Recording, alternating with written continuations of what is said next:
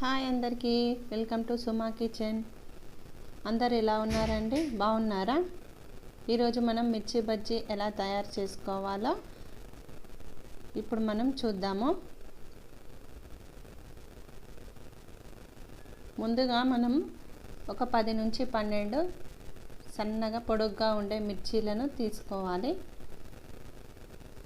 మిర్చీలు లావుగా ఉండకుండా మరీ సన్నగా ఉండకుండా మీడియం సైజులో తీసుకొని మంచి శుభ్రంగా కడుగు పెట్టుకోవాలి.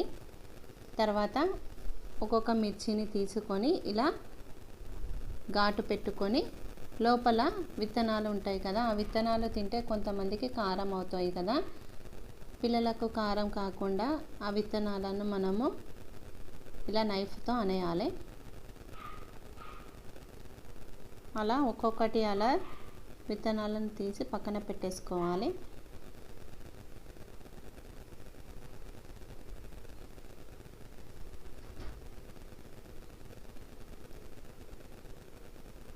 ఈ ఘాటు పెట్టిన మిర్చిలోకి మనము ధనియాల పొడి తీసుకొని కొద్దిగా దానిలో సాల్ట్ వేసుకొని కలుపుకోవాలి. ఈ మిశ్రమాన్ని మనము ఈ మిర్చిలో వేసి డిస్ట్రిబ్యూట్ చేసుకోవాలి. ఇలా అన్ని మిర్చీలకు మనం పట్టించుకోవాలి. తర్వాత శనగపిండి, ఉప్పు, కారం కలిపి మిశ్రమంగా తయారు చేసుకున్న దానిలో ఈ మిర్చీలను నెమ్మదిగా ఒక్కొక్కటి వేసి ఆయిల్లో వేయించుకోవాలి.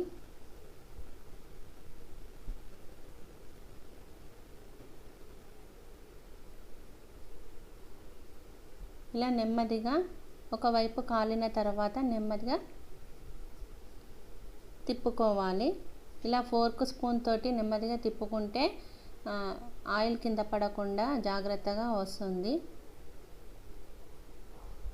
ఫోర్క్ స్పూన్ తోటి చాలా ఈజీగా అవుతుంది. అదే జల్లిగంటెతో అయితే అది సరిగా రాదు, ఆయిల్ కింద పడుతుంది.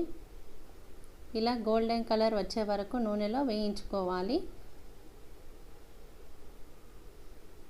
లోపల మిర్చి ఉడికిన తర్వాత నెమ్మదిగా మనం మిర్చీలను తీసుకు ఒక ప్లేట్లోకి సర్వ్ చేసుకోవాలి. అంతేనండి, మిర్చి బజ్జీ రెడీ అయిపోయింది. చల్లని వాతావరణంలో వేడి బజ్జీ తీసుకుంటే చాలా బాగుంటుంది. ఈ వీడియో కనుక మీకు